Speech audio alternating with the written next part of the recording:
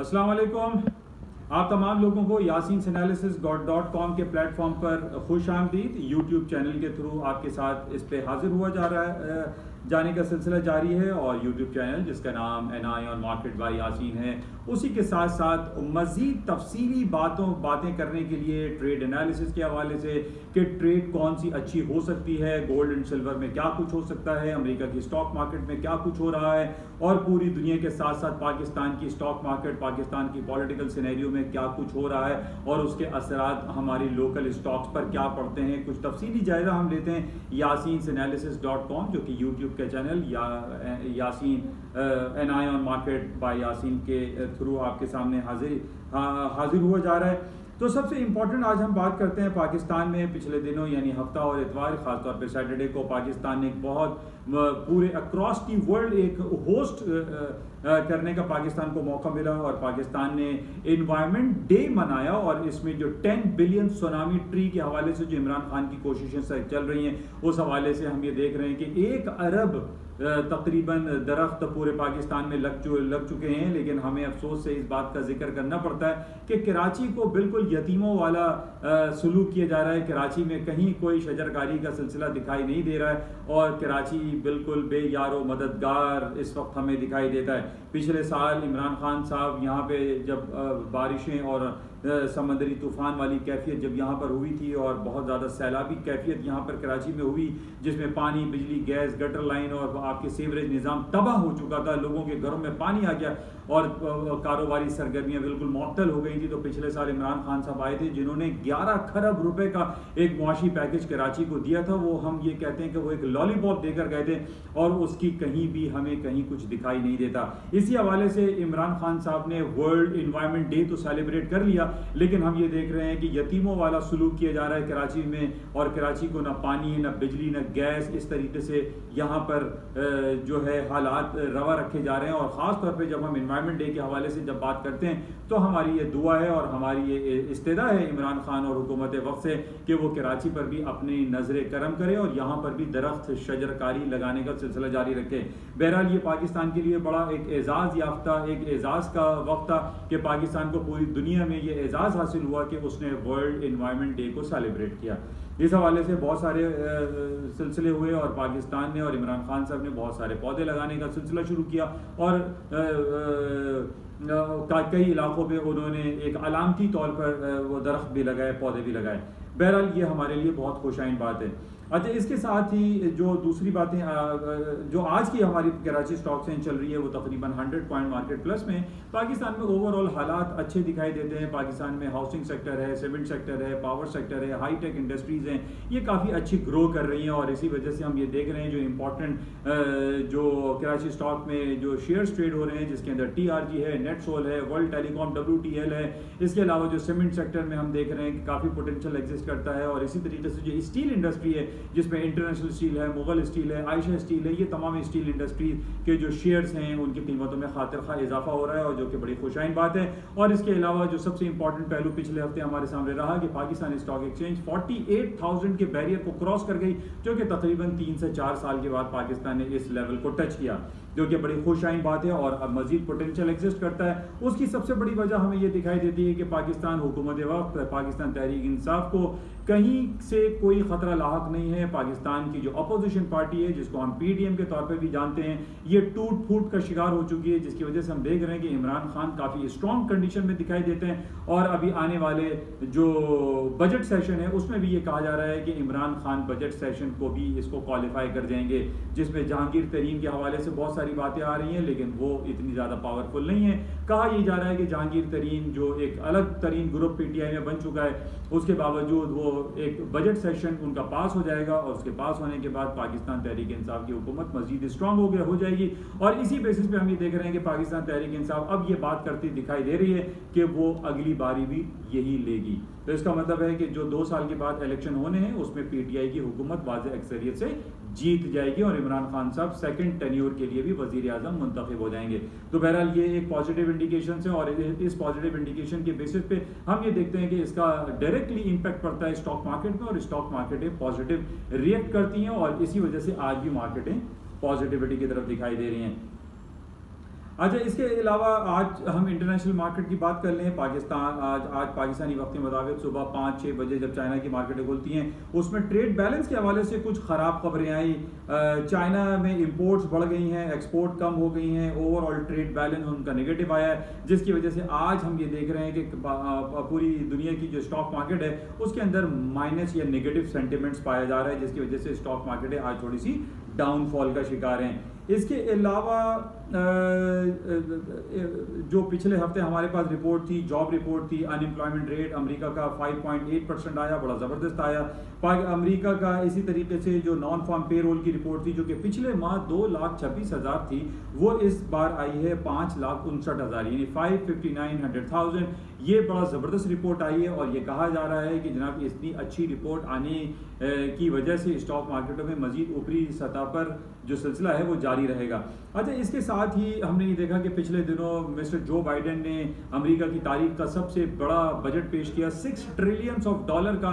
ये भी बड़ा खुश आइन बात की जा रही है। लेकिन इसके साथ ही एक नए इकोनॉमिक स्टिमुलस पैकेज की बात की है मिस जैनेट येलन, जो वहाँ की ट्रेजरी सेक्रेटरी हैं, और उन्होंने ये कहा है कि $4 ट्रिलियन के इकोनॉमिक स्टिमुलस पैकेज अवाम की फलाह व बहबूद के लिए जारी किए जाएंगे। इस पर काम शुरू हो चुका है और ये एक पॉजिटिव सेंटिमेंट्स लीव करेगा पूरी ओवरऑल स्टॉक मार्केट पर। तो ये बहरहाल हमारे पास जितनी भी खबरें आ रही हैं अमेरिका के हवाले से, वो हमें कहीं उसमें नेगेटिविटी का पहलू दिखाई नहीं दे रहा है। और इसी तरीके से जो अगले हफ्ते हमारे पास अमेरिका की सबसे बड़ी रिपोर्ट जो गिरदानी जाती है FOMC, federal open market committee, उसकी रिपोर्ट भी अगले हफ्ते 15 और 16 2 दिन की ये मीटिंग होगी FOMC की। उसमें अमेरिका अपने इंटरेस्ट रेट का अनाउंस करेगा कि आया इंटरेस्ट रेट बढ़ाने के हवाले से कोई इंडिकेशन मिलती है, या वो कंफर्म रिपोर्ट ये देगा कि जनाब 0% पे इंटरेस्ट रेट को इंटैक्ट रखा जाएगा। फॉर लास्ट पिछले 3 से 4 साल से हम देख रहे हैं कि अमेरिका ने अपने इंटरेस्ट रेट को नियरली 0% पे इंटैक्ट रखा हुआ है।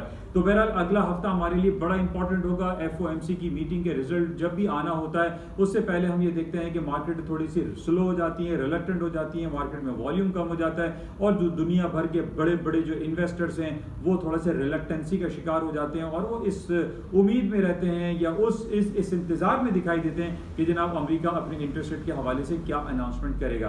बहरहाल जिस तरीके से बहुत दिनों से ये बात हो रही है कि अमेरिका में इन्फ्लेशनरी प्रेशर, जो इन्फ्लेशन का जो प्रेशर है वो बढ़ता चला जा रहा है, और हमें ये मालूम है कि जब भी किसी भी इकोनॉमी में इन्फ्लेशन या इफराते ज़र की ज्यादती हो जाती है तो वो इकोनॉमी अपने इंटरेस्ट रेट को बढ़ाने की तरफ जाती है। तो इस बेसिस पे हम इस बात को खारिज इम्कान नहीं कर सकते कि अगले हफ्ते जो अमेरिका अपने इंटरेस्ट रेट के हवाले से जो मीटिंग करेगा उसमें अमेरिका कहीं ना कहीं कोई इंडिकेशन ये जरूर दे देगा कि जनाब इंटरेस्ट रेट बढ़ाना है, और 0 से 25 बेसिस पॉइंट पे जो पिछले 4 साल से अमेरिका का इंटरेस्ट रेट चल रहा है वो बढ़ा के 50 बेसिस पॉइंट या 75 बेसिस पॉइंट पॉजिटिव में किया जा सकता है। इस बात को खारिज इम्कान नहीं किया जा सकता, क्योंकि इसकी जो बहुत सारी तफसीलात हमारे सामने मुख्तलिफ तज्ज़िये और तबसरे जो रिपोर्ट्स हमारे सामने आते रहते हैं, उसमें सबसे ज़्यादा जो अहमियत दी जा रही है वो अमेरिका में इफराते ज़र के बढ़ जाने को दिया जा रहा है, जो कि बहुत ज़्यादा ख़तरात की घंटी बताई जा रही है। उसमें ये कहा जा रहा है कि अमेरिका में जिस तरीके से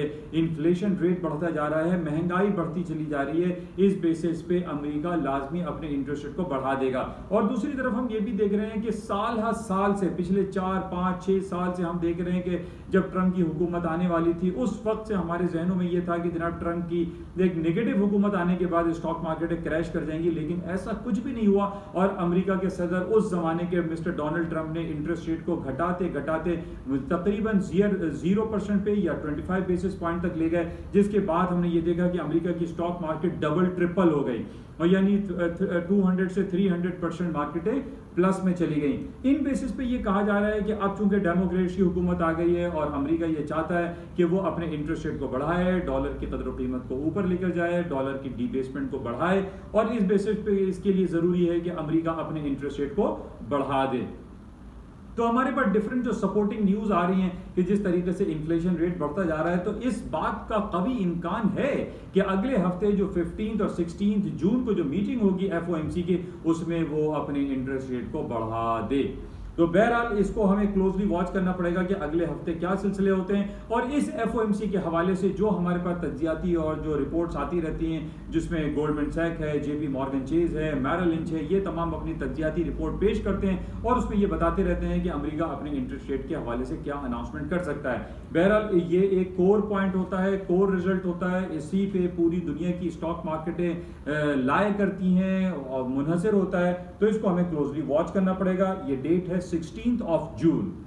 तो बहरहाल इसको हम क्लोजली वॉच में रखेंगे। इसके साथ ही हमारे पास जो 2 दिन रिपोर्ट रही, खासतौर पे जो संडे को मुलाकात हुई G7 की, और जिसके अंदर चाइना जो है शामिल नहीं है, ना चाइना है ना रूस है, और G7 ममालिक की ये मीटिंग हुई।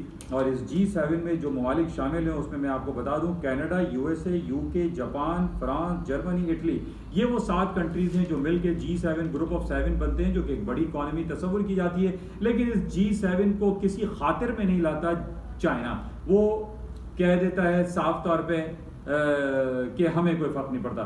तो बहरहाल इस G7 में हमने ये देखा कि जो 15% जो चार्ज लगाने की बात की, जो टैक्स रिफॉर्म की बात की, कि ग्लोबल दुनिया की जो बड़ी बड़ी जाइंट कंपनीज हैं जो डिजिटल टैक्सेशन की जो हम बात करते हैं, उसके अंदर इस बात पर इत्तेफाक पाया गया कि जनाब 15%, जो कि पिछली दफा दौरों में हमने देखा कि 10% या 12% टैक्स चार्ज किया जाता था बड़ी बड़ी कंपनीज पे। और मिस्टर वॉरेन बुफे ये काफ़ी अरसे से कहते चले आ रहे हैं कि जनाब अमेरिका की और दुनिया भर की जो बड़ी बड़ी जाइंट कंपनीज हैं, इनकी टैक्सेशन में इजाफा होना चाहिए। बहरहाल इस G7 की जो मीटिंग हुई, जो कि फेस टू फेस मीटिंग हुई है, वर्चुअल मीटिंग नहीं थी, और इसमें जेनेट येलेन अमेरिका की जो ट्रेजरी सेक्रेटरी हैं और बहुत सारे इन तमाम ममालिक के जो हेड्स थे उन्होंने मुलाकातें की। उसमें इस बात का कंफर्म किया गया कि पूरी दुनिया की जो बड़ी बड़ी जाइंट कंपनीज है उसमें 15% जो टैक्स है वो चार्ज किया जाएगा।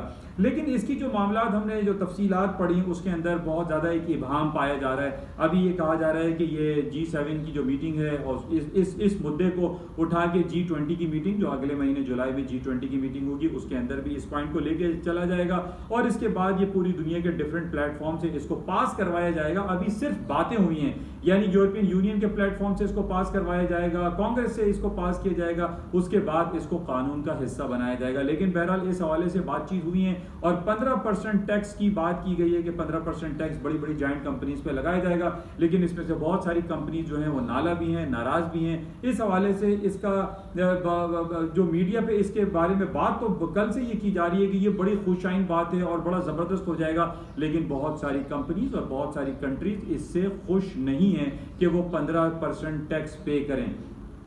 बहरहाल इसका नेगेटिव इम्पैक्ट ये आया कि इसके ऊपर बहुत ज़्यादा पॉजिटिव खबरें तो आ रही थी, लेकिन इसका पॉजिटिव इफेक्ट स्टॉक मार्केट पर नहीं पड़ा। लेकिन आज जो स्टॉक मार्केटें नेगेटिव हमें दिखाई दे रही हैं वो सिर्फ और सिर्फ सुबह अर्ली मॉर्निंग चाइना की इंपोर्ट एक्सपोर्ट की या ट्रेड बैलेंस की बैड न्यूज़ पर आई है। तो बहरहाल इस हवाले से हमें इसको चेक में रखना है कि ये 15% जो टैक्स रिफॉर्म्स की बात की है बड़ी बड़ी जाइंट कंपनीज में ग्लोबली, इस पर आइंदा और मजीद क्या कुछ हो सकता है। तो बहरहाल ये कुछ इंपॉर्टेंट खबर थी जिस बेसिस पे आज हम देख रहे हैं कि सुबह से मार्केट्स अप्स एंड डाउन्स का शिकार हैं। आज सुबह से न्यूजीलैंड की मार्केट बंद है, वहाँ पे क्वींस की बर्थडे सेलिब्रेट की जा रही है, जिसकी वजह से हम ये कह सकते हैं कि सुबह अर्ली मॉर्निंग में थोड़ा सा वॉल्यूम कम था। बहरहाल ये कुछ बातें थी, आपसे जिक्र किया गया yasinanalysis.com के प्लेटफॉर्म से।